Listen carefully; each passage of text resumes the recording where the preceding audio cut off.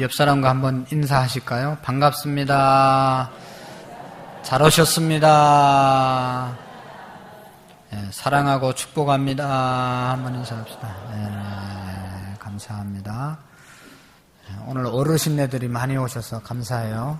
네, 우리 자주 뵀던 분들인데 감사합니다.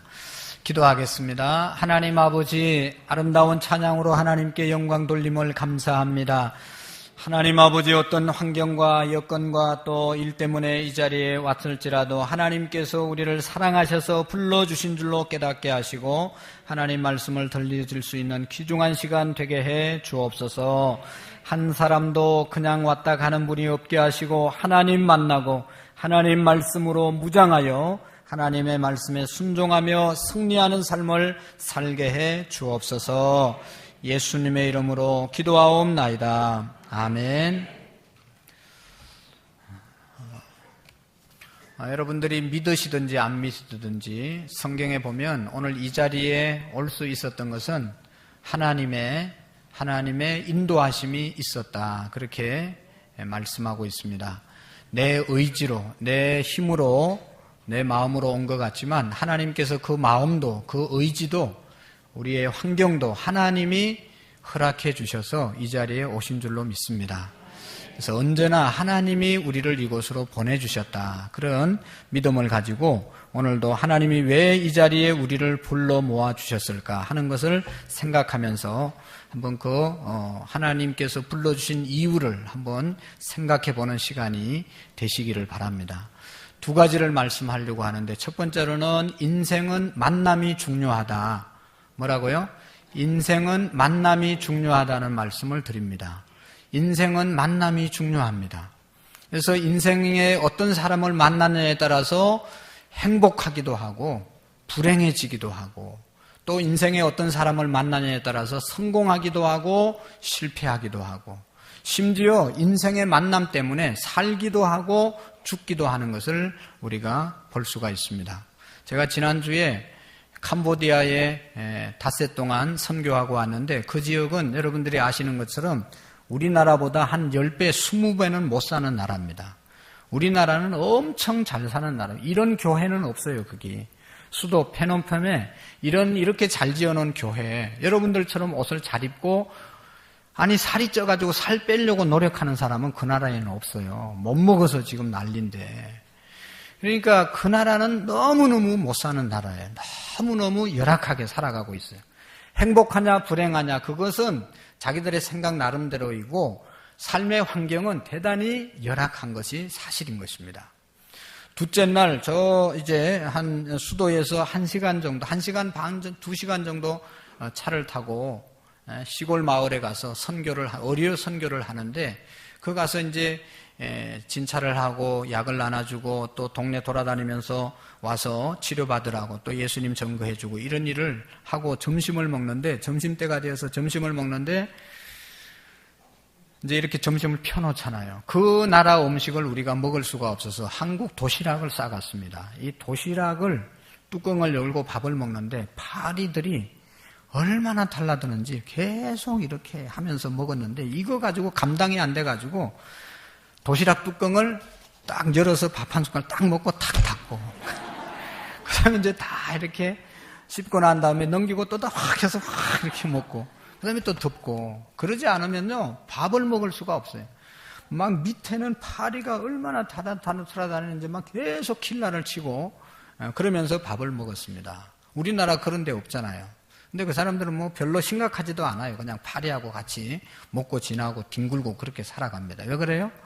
가난하니까. 왜 가난하게 열악하게 살아갑니까? 그 사람들은 무슨 죄가 있어요? 한 가지 이유예요. 그 나라에 태어났기 때문에 캄보디아를 만났기 때문에 불행한 겁니다. 가난한 겁니다. 캄보디아 정치 지도자들을 잘못 만나가지고 그 나라 국민들이 그렇게 가난하고 어려운 겁니다. 식민지를 수십 년 동안 식민지 생활을 하고 전쟁을 수십 년 동안 치루었기 때문에 나라가 완전히 다 무너졌어요. 너무너무 가난하고 힘든 거예요. 여러분 외국을 많이 다닌 분들은 하나같이 하는 이야기가 우리 대한민국에 태어나서 사는 것만 해도 감사해야 된다. 북한은 말할 수도 없고 캄보디아, 필리핀, 동남아 얼마나 다 가난하게 사는데 우리나라는 세계에서 11번째 잘 사니까 너무너무 감사한 것이죠. 어쨌든 여러분 나라를 정치 지도자들을 그 나라의 지도자들을 잘못 만나서 아무 잘못 없는데 조상 잘못 만나서 고생하는 사람들이 너무너무 많이 있잖아요. 인생은 만남인 것입니다. 태어나자마자 부모님을 만나고 어떤 부모님을 만나냐에 따라서 요즘 흙수저, 언수저, 금수저 얘기하잖아요. 부모님 잘 만나면 그 인생이 또 달라질 수 있고 자라면서 형제들 만나고 자랍니다. 또 학교 가면 친구를 만나지 않습니까? 어느 정도 장성하면 배우자를 만나서 결혼해서 사는데 배우자를 누구를 만났냐에 따라서 또 서성을 누구를 만났냐에 따라서 그의 인생이 바뀌어지는 것을 우리가 볼 수가 있습니다. 우리의 역사 속에서 헬렌 켈러나 사도 바울이나 다 훌륭하게 된 사람들은 자기는 부족하지만 열악하지만 훌륭한 선생님 만난 사람은 그의 인생이 바뀌어졌습니다. 여러분 영상을 하나 볼 텐데 이 영상의 주인공은 1881년에 태어난 피카소라고 하는 사람입니다. 20세기를 대표하는 입체파 이 파블로 피카소라는 사람인데 이 사람이 1943년에 길을 가다가 고장이 나서 버려진 낡은 자전거를 한 대 보았어요. 자전거. 그래서 아무도 고물상 하는 사람도 안 가져갔어요. 왜냐하면 돈이 안 되기 때문에. 그래 버려진 자전거였는데 이 자전거를 한참 쳐다보다가 집으로 가져와가지고 자기가 가지고 있는 이 기구를 가지고 자기의 작품을 만들었어요. 이 자전거 안장에다가 핸들을 붙였어요. 그래서 황소뿔이 됐어요. 그래서 그 작품을 황소뿔이라고 그렇게 이름을 붙였습니다. 이것이 런던에서 작품을 경매하는데 293억을 받고 팔렸습니다. 고물상에서도 안 가져간 그 자전거를 이 피카소의 손에 잡히니까 293억 원의 돈, 이 예술의 가치가 있어 293억에 팔리는 그런 작품으로 변화되었습니다. 그런 자전거 좀 줬지. 여러분 뭐 했습니까? 293억을 받았어요. 고물상에도 안 가져가는 것. 그 이유는 뭔가 하면 바로 피카소가 그 자전거를 다시 작품을 만들었다는 것이죠. 오늘 우리 인생도 아무리 부족하고 연약하더라도 정말로 하나님의 손에 붙잡히기만 하면 하나님이 우리를 다시 만들기만 하면 우리 인생은 놀라운 가치 있는 인생으로 살아갈 수가 있습니다. 한번 보시겠습니다.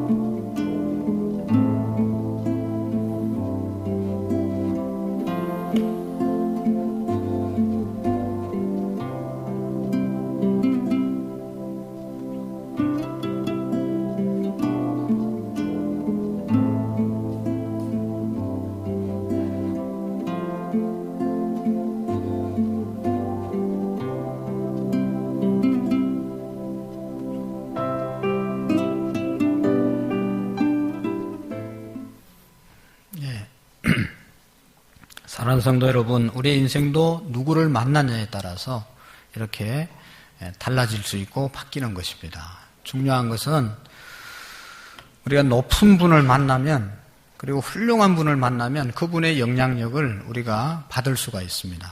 내가 부족하고 내가 약하고 그렇지만 병들어서도 좋은 의사 만나면 고침받고 또 건강하게 살아갈 수 있는 거예요. 내가 힘이 없고 연약하지만 강하고 나를 도와주는 사람 만나면 다시 일어날 수 있는 거예요. 오늘 우리가 예수 그리스도 하나님, 그분이 이 세상에서 가장 위대한 분이시고 가장 훌륭하신 우리의 스승이 되시고 하나님이 되시는 분이십니다. 여러분, 이 시간 하나님을 만나고 돌아가시기를 바랍니다. 또 우리 교회에 오실 때마다 하나님 만나고 돌아가는 그런 역사가 있기를 바랍니다.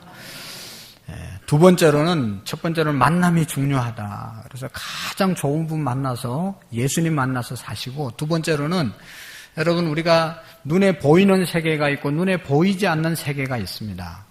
우리는 다 눈에 보이는 세계가 다라고 생각하고 살아가는 사람들이 가끔 있는데 참 어리석은 사람이죠. 여러분, 이 공간 안에도 눈에 보이는 것들이 있고 눈에 보이지 않는 것들이 있습니다. 여기 꽃꽂이를 해놨는데 참 아름답게 해놨잖아요. 이건 눈에 보이는 것입니다. 우리 찬양대원들이 찬양을 했잖아요. 나와서 너무너무 아름다운, 너무 잘생긴 분이죠. 눈에 보이는 것들입니다. 그러나 사실은 눈에 보이는 이 것들보다 이 공간 안에 눈에 안 보이는 것이 훨씬 더 많습니다. 눈에 안 보이는 것들이 훨씬 더 많은데 그것을 부정하는 사람이 없습니다. 만약에 눈에 안 보인다고 없다고 이야기하면 참 그 사람은 어리석고 문제 있는 사람이죠. 여러분 보세요. 이 안에 보이지는 않지만 공기가 가득 차 있지 않습니까? 그 다음에 눈에 보이지 않는 소리가 지금 귀에 들리는데 안 보이는 거예요. 그럼에도 불구하고 소리가 없다고 말하는 사람은 아무도 없어요. 이 안에 지금 먼지가 얼마나 많겠어요. 먼지가 있지만 눈에 안 보이는 겁니다. 그럼 먼지가 분명히 있는 거예요. 눈에 안 보이는 세계보다 눈에 보이는 세계보다 눈에 안 보이는 세계가 우리가 몰라서 그렇지 훨씬 더 중요하고 훨씬 더 많고 훨씬 더 크다는 사실을 우리가 깨달아야 됩니다. 여러분, 가정도 가정생활에서도 돈이 정말로 중요하고 필요하지만 사실은 돈보다 훨씬 더 중요한 것들이 사랑이고 아껴주는 마음이고 위해주는 마음이고 존경하는 마음이 돈보다 수천 배 중요한 거예요. 돈이 아무리 많아도 서로 싸우면서 물고 뜯으면서 멸시하고 시기하고 막 이렇게 살면 그 가정은 너무너무 불행한 거죠. 여러분, 좋은 아파트, 비싼 아파트 필요하고 좋지만 그 아파트보다 더 중요한 것은 그 집에 사는 사람들의 마음, 용서하는 마음, 사랑하는 마음, 서로 아껴주는 마음, 이 보이지 않는 마음이 더욱 중요한 것이죠. 여러분, 우리가 이 세상을 살면서 눈에 보이는 세계만 쫓아가는, 물질의 세계를 쫓아가는 사람들을 유물주의자라고, 유물론자들이라고 그렇게 말하잖아요. 그게 공산주의예요. 공산주의. 눈에 보이는 게 최고다. 잘 먹고 잘 살아야 된다. 그것만 주창하다가 공산주의가 생겨진 거예요. 유물주의. 물질을 신으로 섬기는 거예요. 그렇지만 우리가 아는 것처럼 눈에 보이는 것 중요하지만 눈에 보이는 것은 눈에 안 보이는 것에 의해서 좌우되지 않습니까? 눈에 보이는 것도 중요하지만 눈에 안 보이는 것에 의해서 눈에 보이는 것을 결정하고 만들어가고 세워가는 것이 바로 이 눈에 보이지 않는 세계가 있다는 것이죠. 그래서 우리 신앙생활은 뭐냐? 교회는 왜 나와야 되냐? 그것은 눈에 보이는 세계를 위해서 나오는 게 아니고 눈에 보이지 않는 세계가 있기 때문에 그 세계를 믿고 살아가는 것이 바로 신앙의 생활인 것입니다.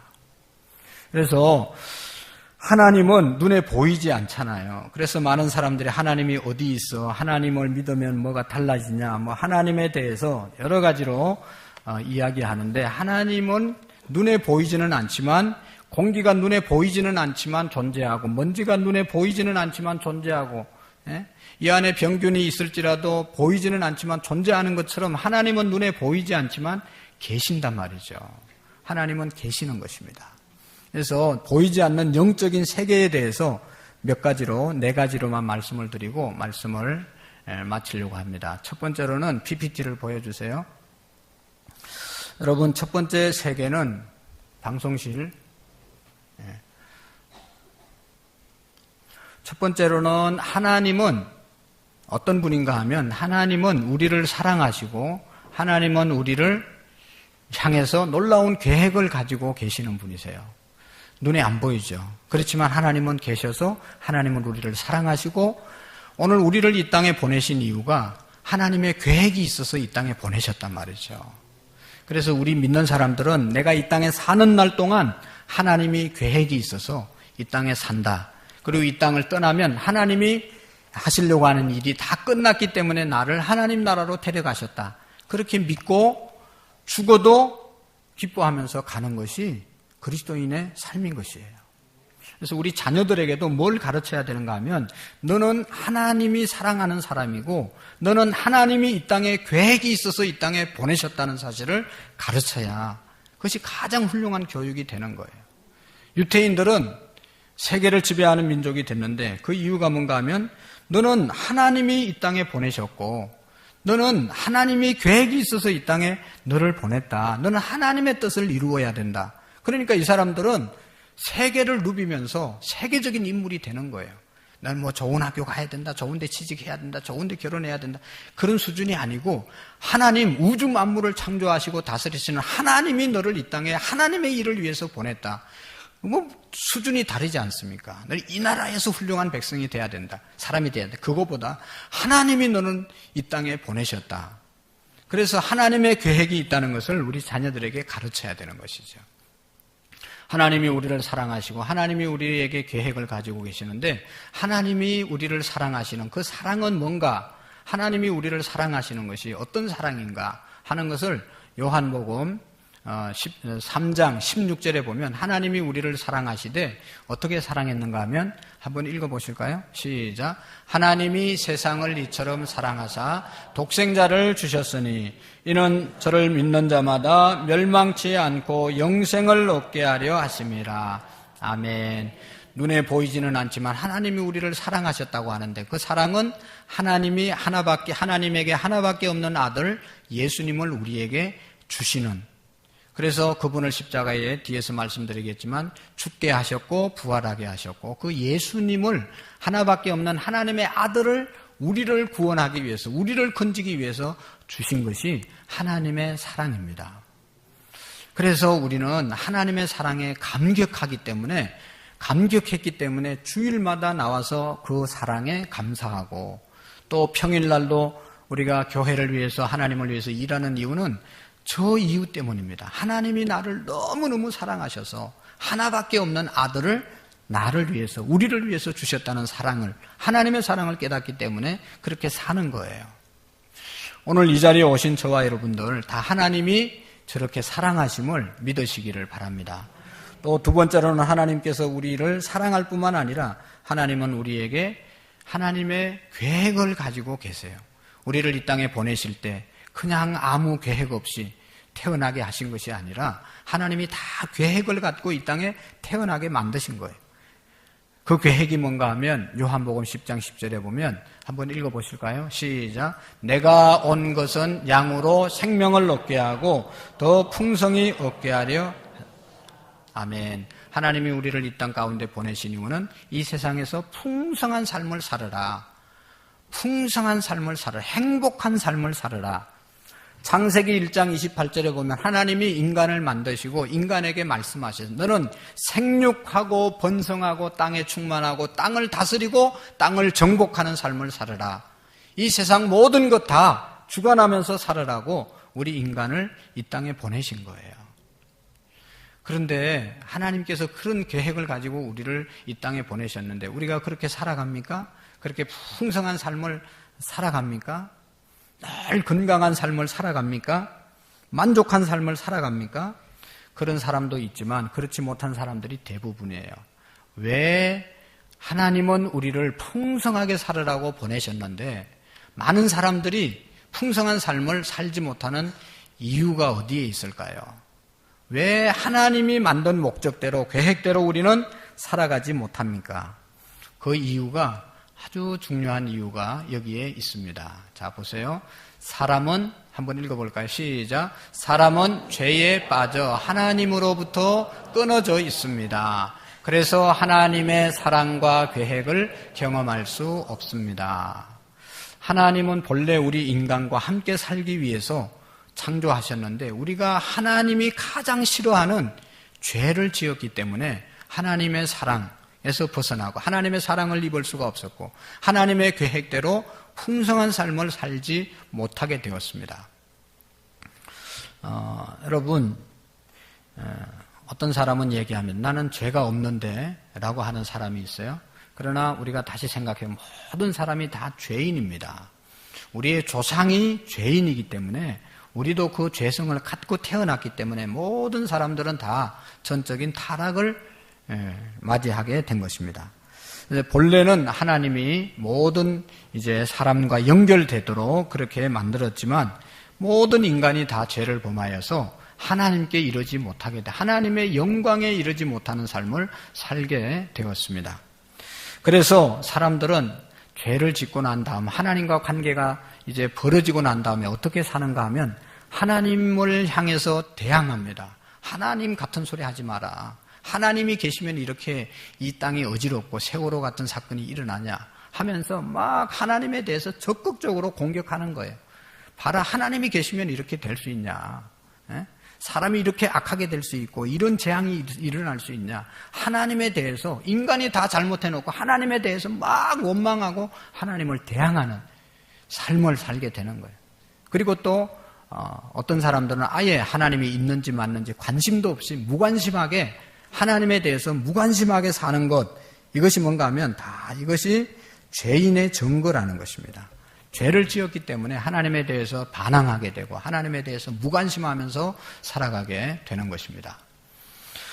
자, 사람은 하나님과 단절되어 있습니다. 그래서 죄의 대가로 죽음이라고 하는 것이 왔어요. 죽음이라고 하는 것. 우리 다 죽지 않습니까?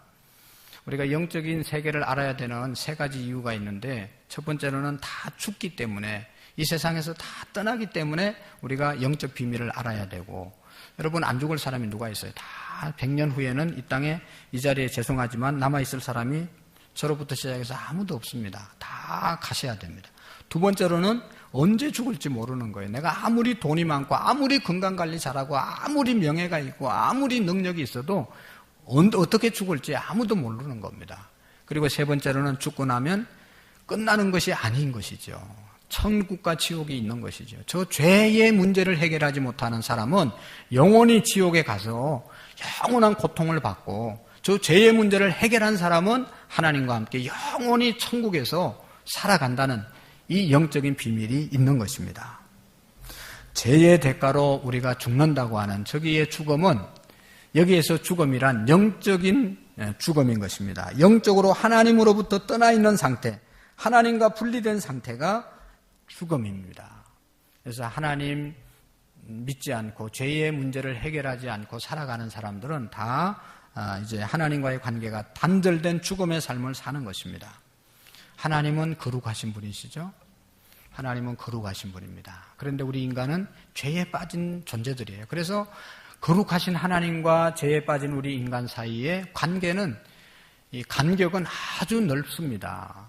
죄에 빠진 인간들이 하나님께 도달하려고 애를 쓰죠. 그래서 어떤 사람들은 공부를 많이 하죠. 철학을 하잖아요. 철학을 하면 내가 깨우쳐서 하나님께 도달할 수 있을까? 끊임없이 철학을 공부합니다. 그리고 어떤 사람들은 내가 선한 일을 하면 하나님께 도달할 수 있을까? 천국 갈 수 있을까? 그래서 그냥 열심히 선한 일을 많이 하는 사람도 있습니다. 그리고 또 어떤 사람들은 이 종교생활, 불교도 믿고 유교도 믿고 무슨 마호메트 종교도 소크라테스도 믿고 이 종교생활을 해서 하나님께 도달해 보려고 노력하고 있습니다. 그러나 이 모든 것들이 이런 것들로 인해서 거룩한 하나님께 도달할 수가 없습니다. 이 간격을 메꾸고 우리가 하나님께 도달할 수 있는 길은 이 세 가지, 세 번째 원리에서 우리가 발견할 수가 있습니다. 한번 읽어보실까요? 시작. 예수 그리스도만이 사람의 죄를 해결할 수 있는 하나님의 유일한 방법입니다. 당신은 그를 통하여 하나님의 사랑과 계획을 경험하게 됩니다. 거룩하신 하나님, 죄에 빠진 인간 사이에 간격이 너무 높아서 아무리 우리가 철학을 공부하고 아무리 선행을 많이 하고 아무리 종교적인 생활을 해도 거룩하신 하나님께 도달할 수가 없습니다. 하나님께 나갈 수 있는 유일한 길은 우리 아까 읽었죠? 내가 곧 길이요 진리요 생명이니 나로 말미암지 않고는 아버지께로 올 자가 없다. 예수님께로 갈 자가 없다고 말씀하고 있습니다. 예수님만이 하나님께 도달할 수 있는 유일한 방법이라고 말씀하고 있는 것입니다. 그래서 왜 예수님이 유일한 하나님께 나갈 수 있는 길이 되냐? 다른 종교는 왜 못 가고 예수님만 하나님 나라 갈 수 있도록 가르치냐 하는 것은 이 이유 때문입니다. 자, 저기 보시면 예수님은, 자, 한번 읽어볼까요? 예수 그리스도는 우리를 대신하여 죽으셨습니다. 예수님이 우리를 위해서 죽었다고 말합니다. 왜? 예수님은요, 죄가 없이 태어난 분이에요. 동정녀라고 남자의 피를 통해서 태어난 게 아니고 성령 하나님의 능력으로 잉태가 돼서 여자의 몸에서 태어났어요. 그렇기 때문에 남자의 피가 흐르지 않기 때문에 죄가 없는 분이에요. 그럼에도 불구하고 십자가에서 죽으신 것은 모든 인류의 죄를 대신 감당하시기 위해서, 그 죄값을 다 치시기 위해서 십자가에서 죽으셨습니다. 언제 죽으셨는가 하면 우리가 아직 죄인 되었을 때 그리스도께서 우리를 위하여 죽으심으로 하나님께서 우리를 향한 사랑을 확정하셨다. 우리가 죄짓고 교회 안 다니고 못된 짓 할 때도 하나님은 우리를 벌하지 않고 예수님이 우리의 죄를 위해서 죽게 만들으셨습니다. 그래서 예수님이 십자가에서 내 죄가를 대신해서 죽으셨다. 그것을 믿는 사람들은 우리의 모든 죄가 용서함을 받는 거예요.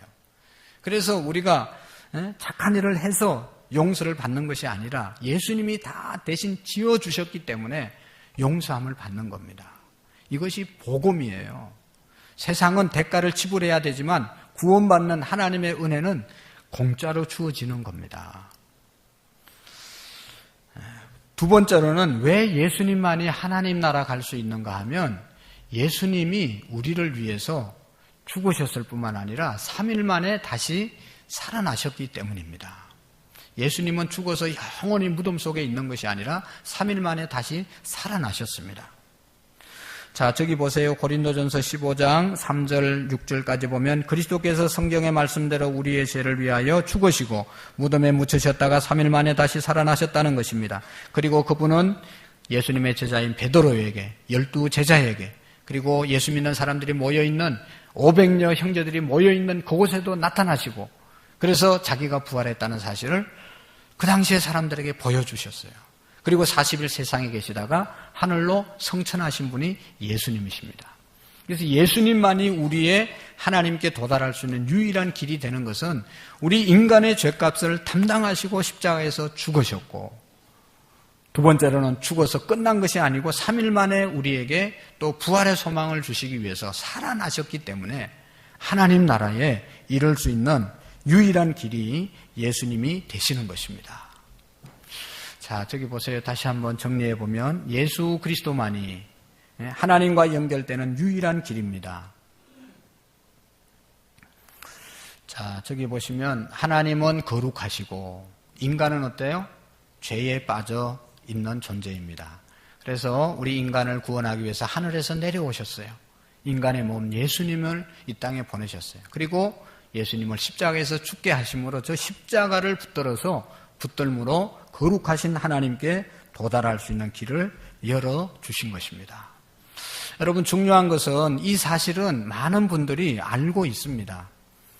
교회를 나왔다든지 또 길거리 가다가 이런 이야기를 많이 들었어요. 그런데 중요한 것은 저런 거룩한 하나님께 도달하고 풍성한 삶을 사는 길은 이 사실을 알고 있으므로 끝내면 아무런 풍성한 삶을 누리지 못하는 것입니다. 중요한 것은 한번 읽어볼까요? 4번 시작. 우리는 개인적으로 예수 그리스도를 나의 구원자, 나의 하나님으로 받아들여야 합니다. 할렐루야. 오늘 대부분 우리 성도님들이 이 사실을 알고 있지만 중요한 것은 누려야 되고요.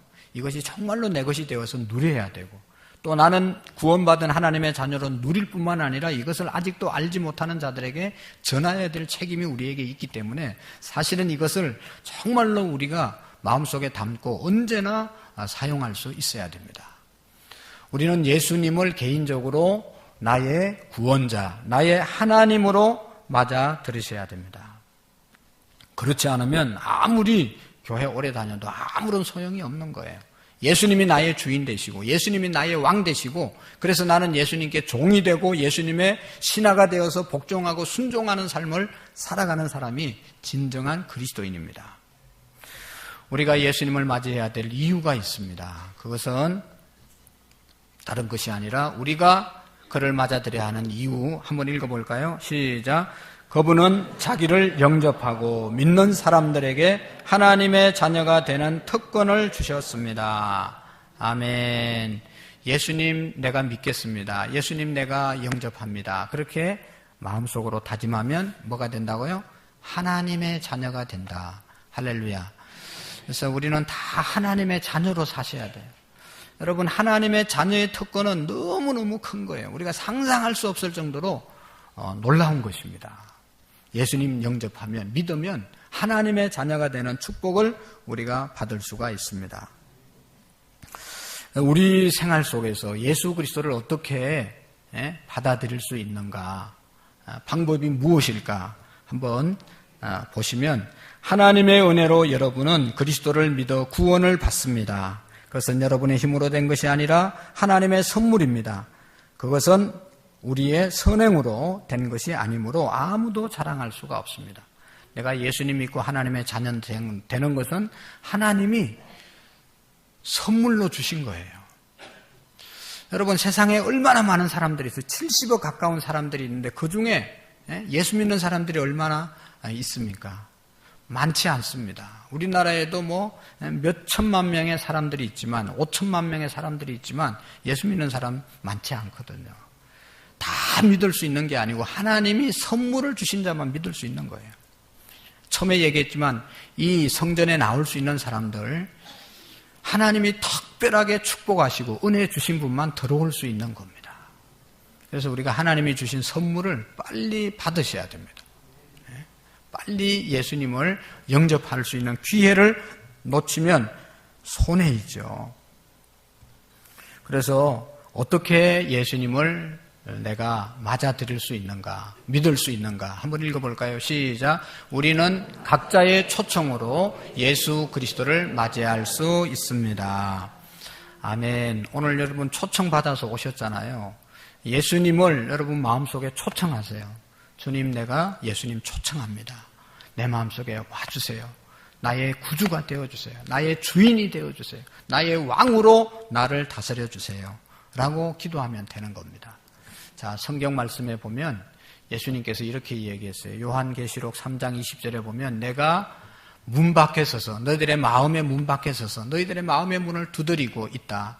누구든지 나의 음성, 하나님의 음성, 두드리는 음성을 듣고 마음의 문을 열면 나는 너희 마음속에 들어가서 내가 너와 함께 더불어 먹고 마시리라 말씀하셨습니다. 여러분, 하나님께서는 계속해서 우리의 마음 문을 두드리는 거예요. 너 그렇게 살면 안 된다. 너 이렇게 살아야 된다. 내가 너를 사랑한다. 하나님께서 계속해서 끊임없이 우리의 마음속에 들어오시기 위해서 문을 두드리는 거예요. 여러분, 이런 그림 많이 보셨죠? 저 그림은 우리의 마음의 문을 예수님이 두드리고 계시는 거예요. 계속 녹화하고 있는 겁니다. 야, 내가 네 마음에 들어가서 누구야 내가 너의 마음속에 들어가서 내가 너를 다스려주고 내가 너를 인도해주고 내가 너를 축복해주고 내가 너를 풍성하게 하기를 원한다. 마음 문을 열고 나를 받아들여라. 예수님, 하나님은 인격적인 분이기 때문에 그냥 확 밀고 들어가는 분이 아니에요. 내가 영접하고 내가 환영하고 내가 좋아해야 오시는 분이 하나님이시고 예수님이세요. 그러니까 인격적인 예수 그리스도를 여러분들의 마음속에 영접하는 그런 은혜가 있기를 바랍니다. 그래서 사람은 엄격하게 보면 두 종류의 사람이 있습니다. 하나는 내가 주인 되어 사는 사람. 저기 보면 내 인생의 마음 중간에 의자에 딱 내가 주인 되어서 앉아있는 사람이 있습니다. 저런 사람의 삶은 불안합니다. 갈등이 많고 언제나 마음이 그냥 불안해요. 하는 일마다 불안하고 공포가 있고 쉽게 좌절하고 낙심하고 어지럽습니다. 내가 나의 주인 되어 살아보세요. 얼마나 인생이 복잡합니까? 내 인생을 내가 주장해서 내가 핸들을 잡고 내 인생의 주인 되어서 드라이브하면 너무너무 힘든 거예요. 두 번째 종류의 사람이 있습니다. 두 번째 종류의 사람은 예수님이 나의 주인 된 삶을 사는 사람입니다. 내 인생의 중앙에 예수님을 딱 모시고 나는 그 예수님 밑에서 예수님 말씀에 순종하고 복종하는 삶을 사는 거예요. 그런 삶은 어떻게 해요? 저기 보세요. 너무너무 질서 있고 안정되고 평화롭고 행복하게 살아갈 수 있는 것입니다. 사랑하는 성도 여러분, 우리가 이 두 종류의 인생 중에 어떤 인생을 살기를 원하십니까? 첫 번째, 내가 나의 인생이 되어서 사는 사람, 인생의 주인이 되어 사는 사람, 늘 갈등이 있고 혼란이 있고 또 여러 가지 어려운 문제들이 생길 수 있습니다. 그러나 내 인생의 주인이 예수 그리스도가 되고 나는 예수님의 자녀가 되어서 종으로 살아가게 될 때 저렇게 평화로운 질서 있는 안정된 삶을 살아가게 되는 것입니다. 우리가 다시 한번 이 시간 여러분들 예수 그리스도를 받아들이는 그런 마음을 가지시기를 바랍니다. 우리가 예수님을 마음속에 모실 수 있는 것은 이런 기도를 통해서 예수님을 맞이할 수 있고 영접할 수가 있어요. 한번 진심으로 이 기도를 한번 해볼까요? 다 같이 시작. 예수님, 저는 주를 믿고 싶습니다. 십자가에서 죽으셔서 제 죄를 대가를 치러 주셨음을 감사합니다. 저는 지금 마음의 문을 열고 예수님을 나의 구원자, 나의 하나님으로 맞아드립니다. 저의 죄를 용서하시고 영원한 생명을 주심을 감사합니다. 예수님의 이름으로 기도합니다. 아멘. 진심으로 날마다 이 기도를 여러분 드리시기를 바랍니다. 그래서 예수님을 진심으로, 저 기도를 진심으로 드리면 예수님은 어디에 와 계십니까? 내 마음속에, 우리의 마음속에 들어오시라고 환영했으니까 내 마음속에 계시는 거예요. 그런데 계시는지 안 계시는지 왜 잘 모르냐? 내 믿음이 어리기 때문에 그런 겁니다. 우리가 사람으로 태어나도 태어나는 날부터 나는 사람이다. 그리고 뻘뻘 돌아다니고 막 자기 정체감이 있는 게 아니잖아요. 어느 정도 성장해야만 내가 사람이구나. 내가 인간이구나. 내가 누릴 것도 알게 되고 모든 것을 알게 되는 겁니다. 오늘 우리의 믿음이 어리면 내가 하나님의 자녀이면서도 누리지 못하는 거예요. 죄를 이기지 못하고 어려움을 이기지 못하고 시험을 이기지 못하고 날마다 불행하게 살아가지만 우리의 믿음이 쫙 자라고 하나님의 자녀로 장성해지면 바다에 나가보면 파도가 심하게 쳐도 깊은 바다에는 언제나 고요한 것처럼 내 믿음이 장성하고 나면 어떠한 어려움이 와도 믿음으로 다 이겨나갈 수 있게 되는 것입니다. 그래서 믿음이 자라는 것은 어떻게 자랍니까? 우리가 몸이 튼튼해지고 성장해지기 위해서는 중요한 것은 음식을, 영양을 잘 섭취해야 되거든요. 그래서 이 영적인 우리의 믿음이 자라기 위해서는 영적인 양식인 하나님의 말씀을 잘 먹어야 됩니다. 그래서 매주마다 이렇게 말씀을 들으시고 집에서도 성경을 읽으시고 하나님의 말씀을 공부하시고 이 성경, 하나님의 말씀을 우리가 잘 듣고 또 공부하고 지킴으로 우리의 믿음이 장성하면 하나님의 자녀로서 건강하게 우리가 든든하게 살아가게 될 줄로 믿습니다. 그래서 예수님을 나의 구주, 나의 하나님으로 우리 모두가 모시고 하나님의 말씀을 우리가 잘 지켜서 신앙이 장성해서 하나님이 이 땅에 우리를 보내신 계획 뭐라고요? 풍성하게 살아라. 다스리고 정복하며 살아라. 하신 그것을 우리가 누리며 살아갈 수 있는 축복이 있기를 주의 이름으로 축원합니다. 기도하시겠습니다. 하나님 아버지 감사합니다. 오늘도 수많은 사람들 가운데 우리를 하나님의 자녀로 이전에 불러주심을 감사합니다. 하나님 아버지 성령님 역사해 주셔서 하나님을 만나는 귀한 복된 시간이 되게 하시고 눈에 보이지 않는 영적인 비밀, 하나님의 세계, 하나님의 자녀되는 비밀을 우리가 깨달을 수 있도록 도와주시옵시고 예수님 영접하고 하나님의 자녀로 장성한 믿음의 사람으로 세워지는 귀한 축복을 누리게 해 주옵소서. 예수님 이름으로 기도하옵나이다. 아멘. 네, 우리 남성 중창단 찬양으로 하나님께 영광을 드립니다. 준비하시는 금은 함께 드리겠습니다.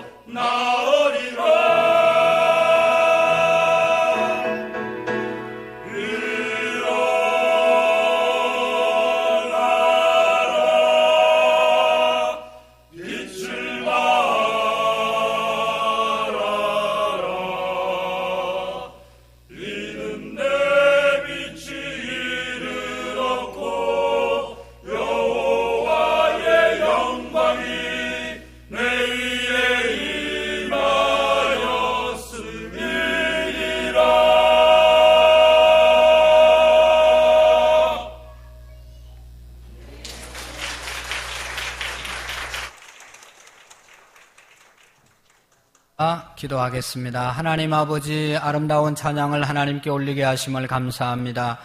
또 하나님, 우리가 귀하고 아끼게 여기는 물질을 하나님께 드리게 하심을 감사합니다. 이 땅에 사는 날 동안 가장 필요한 물질이지만 우리가 하나님께서 이 물질을 주셨고 또 하나님이 우리에게 허락해 주셔야 물질을 가질 수 있음을 깨닫게 하시고, 그래서 하나님께 먼저 드리는 귀한 믿음으로 살아갈 수 있도록 도와주옵소서.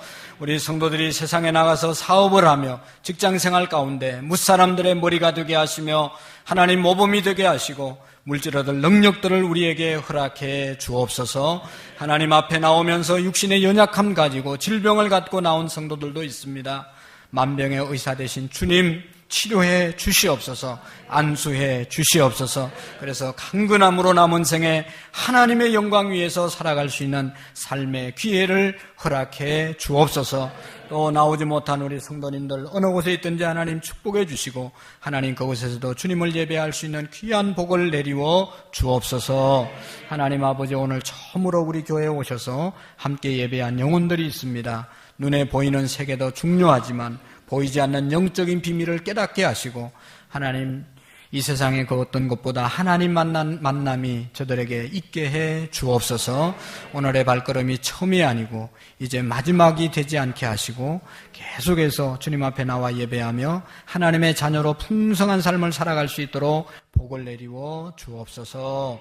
예수님의 이름으로 감사하며 기도하옵나이다. 아멘.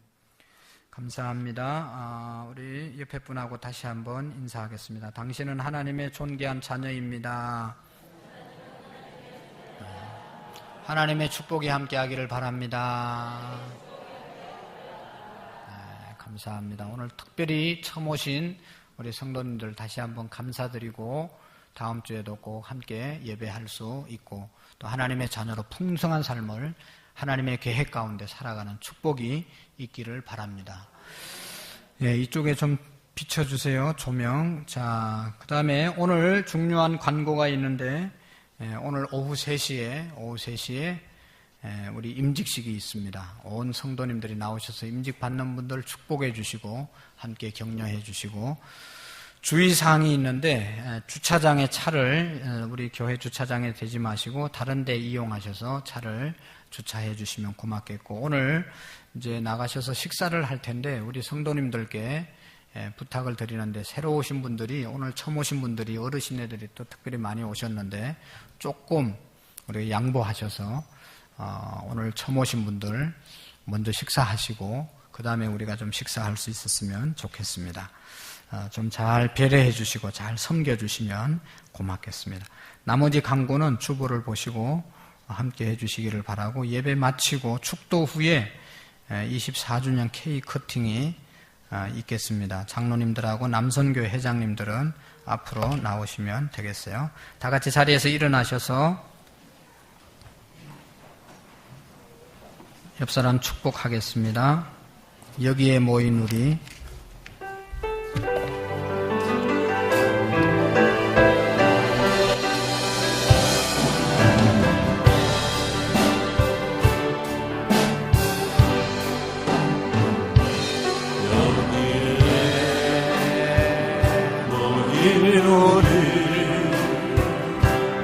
주의 온종 받은 주께서 이 자리에 함께 계심을 아노라. 언제나 주님만을 찬양하며 따라가리니 시험을 당할 때도 함께 계심을 믿노라.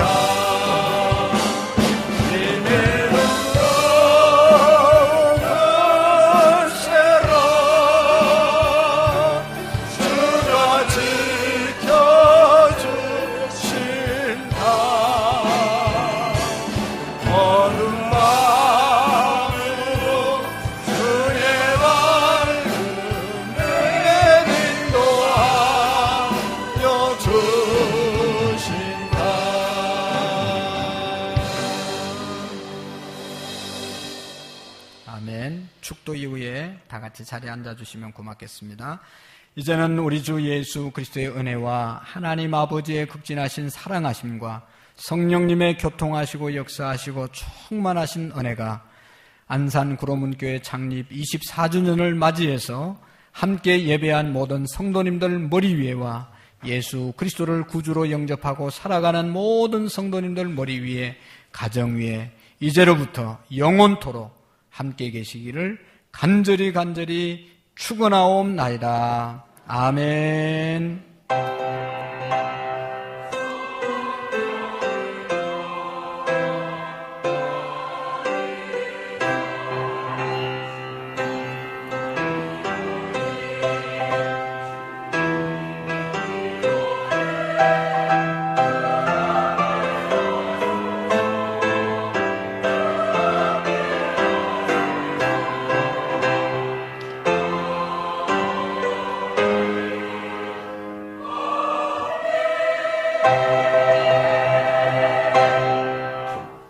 감사합니다. 자리에 잠시만 앉아주시면 고맙겠습니다. 빨리 담당자들은 앞으로 나오시기를 바랍니다.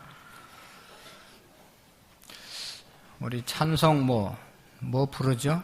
준비했나요? 네? 회장님들 빨리 앞으로 오세요. 네, 다 장로님들 나오세요.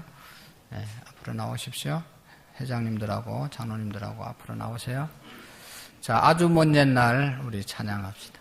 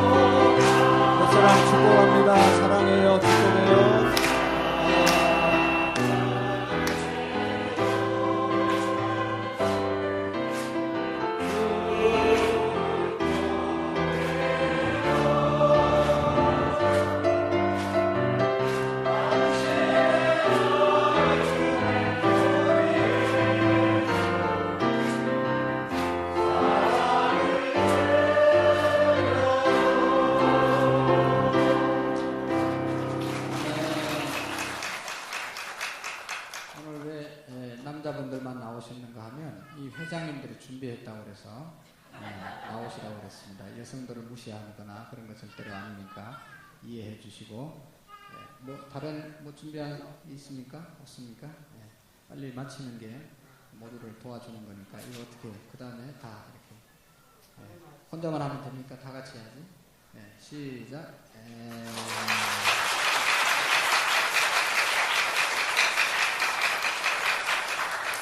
감사하고 우리 모든 성도님들의 가정에 하나님의 축복이 다시 한번 넘치기를 축원하고 풍성한 삶을 누리는 모두가 되시기를 바랍니다. 그리고 이 케이크를 드시고 싶은 분들은 앞에 오셔서 달라고 하시면 드리겠습니다. 감사합니다.